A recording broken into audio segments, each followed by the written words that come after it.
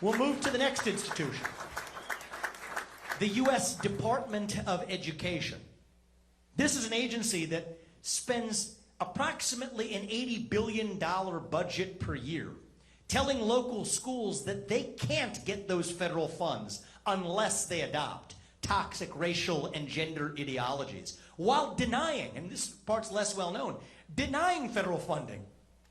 That's about 10 to 11% of a school's budget to schools across this country that dare to teach kids how to engage in hunting or teach them how to practice archery.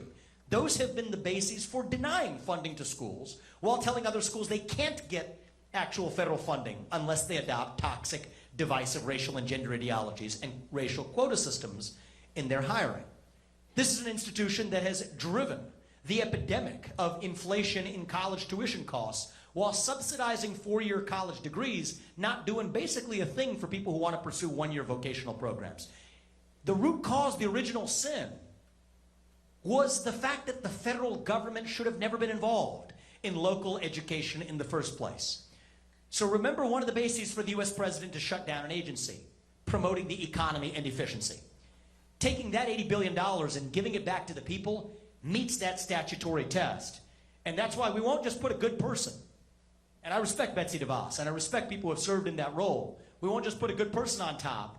We will actually get in there and shut it down while moving certain of the remaining functions like loan collections to the U.S. Department of Treasury, that limited sliver of workforce training to the Department of Labor where it belongs. That's how you actually drive change. And